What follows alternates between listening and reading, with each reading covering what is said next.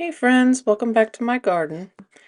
This week I'm on a little bit of a time crunch. We're expecting some storms on this day, and I want to go ahead and button some things down and get some things harvested because they said that we could possibly get some hail.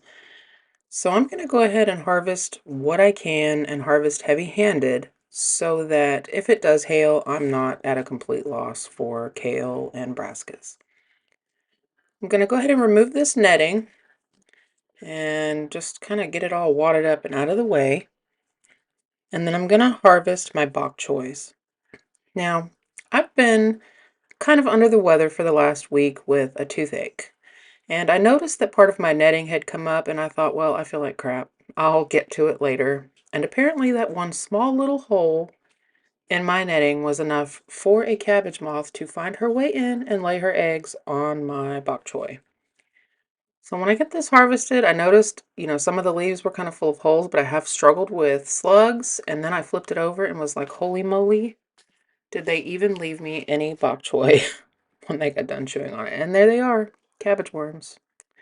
So the problem is, I'm pretty sure that they've made their way into the Napa cabbages as well because there's some similar type holes on those. But we're supposed to get rain all week long. And I can't spray BT for these caterpillars if it's going to rain because it'll just wash it off. So I'm going to see what the weather does this week and see if I'm able to get in there and spray some BT and hopefully nip those puppies in the bud before they just completely destroy all of my hard work on my Napa cabbage. This bok choy was practically untouched. So clearly they liked the bigger one better. So I'm going to harvest this Scotch kale. And the idea here is I'm going to just leave enough at the top that the plant can continue to grow if it doesn't get destroyed in the storm. And I'll just continue to harvest kale until it's too hot to harvest kale. I do end up getting quite a bit off just these two plants. I'm really glad I only planted two of these because I think that's really all I need for my family. I'm going to clean this really well and then I'm going to chop it up and I'm going to freeze it to make some zuppa toscana soup. That's my favorite use of kale, and I think it would be really nice with kale fresh from the garden.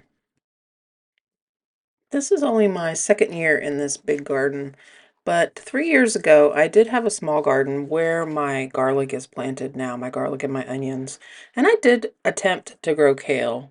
None of it ever really came to fruition. I ended up with like baby kale, basically, where I would just cut it really young because I seeded it way too close together, and it never occurred to me as a beginner gardener that, I could just put one seed like every few inches. So I ended up with like a whole bunch of little baby kale, but I did make soup out of it and it was still delicious. But to have mature plants like this is totally new for me and that makes me really happy. And that's what I mean when I say, you grow as a gardener. You don't just start gardening and know everything. Now this dinosaur kale here, I think I'm going to do something a little different with it. I don't think it would be very good in a soup. It might be good like stir fried or something, but what I'm going to do with this is make it into kale chips. For whatever reason, most of my children do not enjoy kale, but if I make kale chips, they'll eat it. They'll eat the crap out of it. It'll just be gone. So, if that's what it takes to get vegetables in these folks, then that's what I'm going to do. And I think that this dinosaur kale will hold up really well to being, dried nice and low in the oven with some seasoning on it. Should be a pretty tasty little snack for us. And I did taste this kale, and it's not bitter yet. And I was actually kind of surprised. I was expecting it to be kind of gross because the last week or so had been pretty hot. In fact, yesterday it was almost 90 degrees. But I'm thinking maybe because I got it out so late and it's still trying to grow, it hasn't shown any signs of bolting or anything like that. So I'm thinking like dragging my feet on getting the kale planted in the garden may have been a good thing. And I don't think it's gonna bolt either because next week we're supposed to have really cool temperatures. So I'll get at least another week's worth of growth out of this before it decides it wants to go to seed. We'll see how much we can get out of these four kale plants before it's all said and done. I'm not going to be covering these guys back up either because it seems that nothing in the garden wants to eat it. They just want my cabbages. So moving on to the garlic bed, I planted all hardneck garlic this year and I have garlic scapes coming up like crazy. This is kind of a game of Where's Waldo?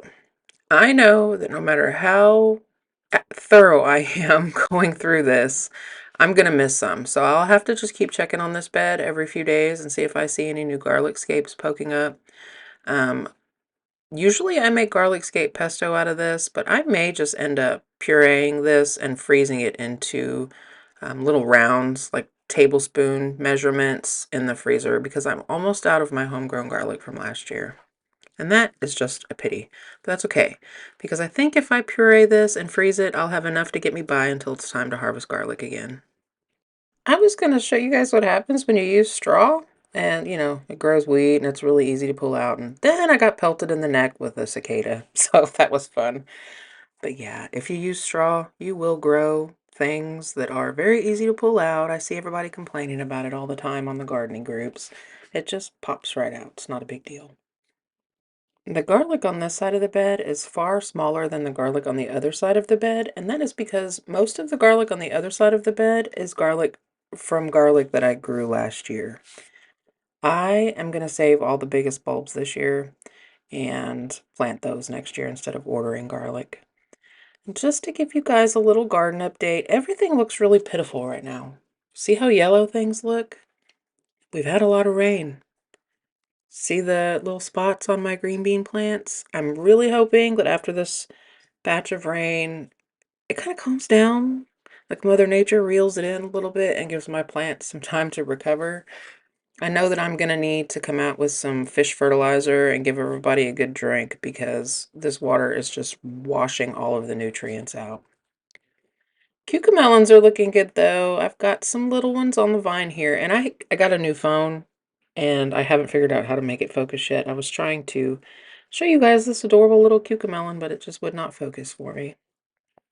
And there are several of varying different sizes, so I imagine after a couple of days I'll be able to go out and pick my first cucamelons. And I've already told y'all in the past how excited I am about that because cucamelons, this is a first for me this year. I've never grown them before. I tried last year, failed miserably, so fingers crossed. Also, my peppers, y'all, leaf miners, leaf miners. So I went back out and I picked these leaves off. I've never dealt with leaf miners before, and then like number one recommendation is to pull the leaves off if you notice that striping, because the leaf miner is trapped in the leaf until it is ready to drop into the soil. So if you don't have a heavy population of leaf miners, just pull the leaves off. You don't have to use neem oil and all that if it's not really bad. But even though these peppers are looking a little pitiful, they're all trying to set fruit. So I really hope that they can just hang in there until the weather calms down a little bit because who doesn't want fresh peppers? Like I've been dreaming about fresh salsa. My tomatillos are setting tons of flowers. Even the little guys next to them are setting flowers, and I don't know if any of these flowers are going to do anything until the smaller ones catch up. More likely, I imagine what's going to happen is all of these tomatillos that are the same height are going to pollinate each other, and the one down on the end might get kind of left out. I said before, I haven't really seen any bees yet in the garden, so I don't know, maybe once the flowers start opening, it'll get better. All of my Ruby Monster tomatoes have set flowers. In fact, one of them, I'll show you here in just a second, actually has a little tomato on it. He's so cute. Hang in there, buddy. Anybody else give their gardens a pep talk? No? Just me? Meh. That mystery squash is looking fantastic. It's about 4 times the size of the ones that I planted with intention, so I guess I'm just going to stand in the garden next year and throw squash seeds, and wherever they land, they land. My cherry tomato looks great, and this borage plant right next to it is getting ready to start putting off flowers, and they're beautiful. I actually found some radishes, and look, more leaf miner damage. I don't know. I've never had that before. It's totally new this year. I don't know if maybe they came in on the soil. I don't know. But I'm going to do my best to manage that before it gets out of control. Got a little lettuce, and look at my okra. It's getting ready to bloom. I thought it was too small to be blooming, but apparently I'm wrong. I don't really know much of anything about okra. This is a big time first for me. But all three of the okra plants have little buds on them like they're getting ready to bloom their flowers. So ignore my poor, sad, suffering flowers.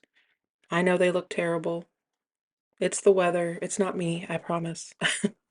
Snapdragons are still trying to bloom though, and I'm excited to see what color those are going to be when they open. The last thing I have to show you today is my Napa cabbages. They're all doing really well and they're starting to head up. And I'm really excited for them to make it to the end so that I can make some kimchi. They just have to survive this week so that I can get some BT on them and get rid of those stupid cabbage worms that I absolutely cannot stand. Ugh, so annoying. That's all I have for you guys this week. If you're still here, I'd like to say thanks for watching. If you're new here, hi, my name is Jen. I do cooking, canning, and food preservation videos every Tuesday, and I also do garden vlogs every Friday. If you're into that sort of content, I really hope you'll consider subscribing and sticking around. We would really love to have you here. Until next time, friends, happy gardening.